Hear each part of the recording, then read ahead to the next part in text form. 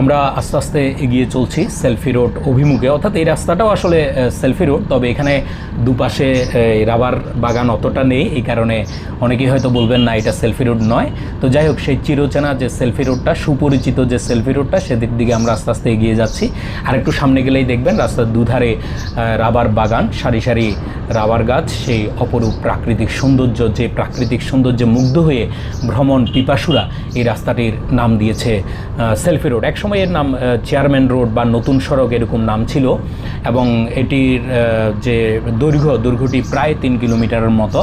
এই selfie road নিয়ে আমার একটি বিস্তারিত ভিডিও আছে, আমার পেজে আপলোড করা আছে, যাদের আগ্রহ আছে তারা দেখে নিতে পারেন। বলতে বলতে এই যে শুরু হয়ে গেল চিরচেনা সেই সেলফি রোড। দেখেন দুপাশে কি সুন্দর রাবার গাছগুলো, হ্যাঁ, এবং রাবার গাছের ফাঁকে, অর্থাৎ পাতার ফাঁক দিয়ে সূর্যের আলোটা চমৎকারভাবে এসে পতিত হচ্ছে।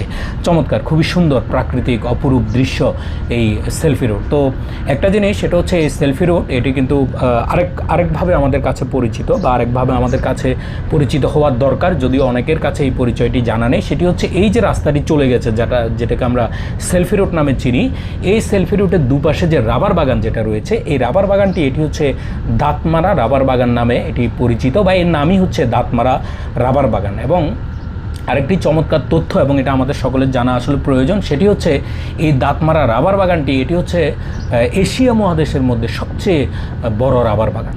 তো আরও তথ্য, ওই যে আমার ভিডিওটার কথা বললাম, ওই ভিডিওতে আরও বিস্তারিত তথ্য দেওয়া আছে।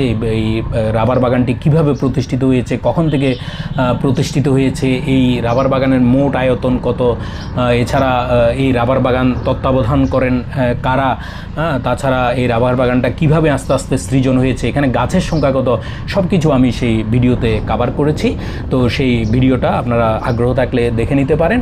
তো এটি আমাদের জন্য একটা গুরুত্বপূর্ণ ব্যাপার। আমরা সকলেই শুধুমাত্র সেলফি রোড যাব, সেলফি রোড যাবো, বা সেলফি রোড, এটাই, কিন্তু এই সেলফি রোডের মাঝেই যে আরেকটা এত বড় গুরুত্বপূর্ণ একটা ব্যাপার লুকিয়ে আছে, যে এশিয়া মহাদেশের সবচেয়ে বড় রাবার বাগানের মধ্য দিয়ে এই সেলফি রোড চলে গেছে। এবং আমরা যখন সেলফি রোড অতিক্রম করি, তখন যে আসলে আমরা এই এশিয়া মহাদেশের সবচেয়ে বড় রাবার বাগানের মধ্য দিয়ে যাই, এই বিষয়টা আমরা অনেক সময় হয়তো আমাদের মাথায় এটা থাকে না। তো এই বিষয়টা আমরা একটু জানবো বা জেনে রাখার আমাদের প্রয়োজন রয়েছে। তো যাই হোক, আমরা আস্তে আস্তে সেলফি রোডটা অতিক্রম করছি। কিছুক্ষণের মধ্যে আমরা সেলফি রোডের একেবারে শেষ প্রান্তে পৌঁছে যাব। তার আগে বলি, আমার মোটরসাইকেলটি গত কিছুদিন আগে একটু মডিফাই করেছি, অর্থাৎ লুকটাতে, জাস্ট আমি ইঞ্জিন বা অন্য কোথাও কোনো কিছু করি না, যা লুকটাতে একটু পরিবর্তন এনেছি। আর হচ্ছে সামনে পিছনে যে টায়ার, আগে নর্মাল টায়ার, যে ট্র্যাডিশনাল যে টায়ারগুলো সেগুলো ছিল, এখন বিট টায়ার লাগিয়েছি, অর্থাৎ অনেক বিট আছে এই টায়ারগুলোতে, যাতে পাহাড় টায়ার বা অন্যান্য জায়গায় যেতে আরও সুবিধা হচ্ছে। এই জাস্ট এই পরিবর্তনগুলো, এই মোটরসাইকেল নিয়ে আমি সোজা কথা বলবো, এটা আমি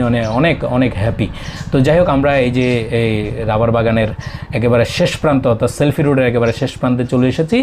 আমরা সাধারণত এই সেলফি রোডে প্রবেশ করি হচ্ছে এই যে সামনে যে সংযোগ সড়কটি রয়েছে, সংযোগ স্থলটি রয়েছে, এই জায়গা দিয়ে আমরা প্রবেশ করি। তো আমি আজকে আসলাম একটু ভিন্ন দিক দিয়ে। চাইলে আপনারা আমি যে দিক দিয়ে ঢুকেছি সেখান দিয়ে এসে এদিকে বেরিয়ে যেতে পারেন, বা যদি এদিক দিয়ে যদি ঢুকেন, তাহলে এদিক দিয়ে আপনারা মোটরসাইকেল রাইড করে বা ব্যক্তিগত গাড়ি নিয়ে অন্য পাশ দিয়ে বেরিয়ে যেতে পারেন। তো ঠিক আছে, আজ এই পর্যন্ত। ধন্যবাদ, ভালো থাকবেন সবাই, আবার দেখা হবে।